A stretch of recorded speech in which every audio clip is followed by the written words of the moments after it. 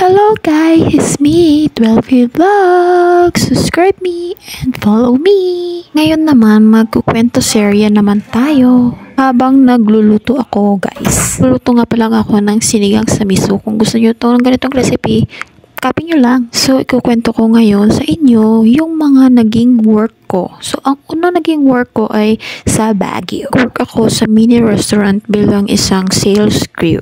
Grabe guys, no? Ang baba pa lang noon ng sahod, 150 per day.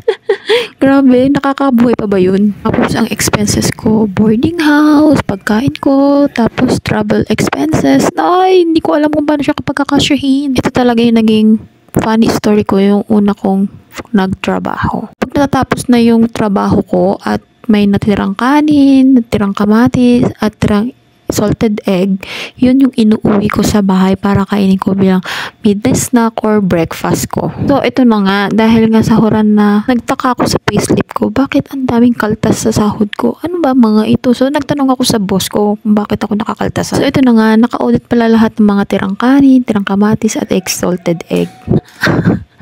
Yun pala yung policy sa restaurant na yun. Hindi ko siya alam kasi baguhan lang ako nun. Hanggang dun muna ang aking kwento serye. Tapos ng aking sinigang sa miso. Thank you for watching guys. I hope you follow me. Bye!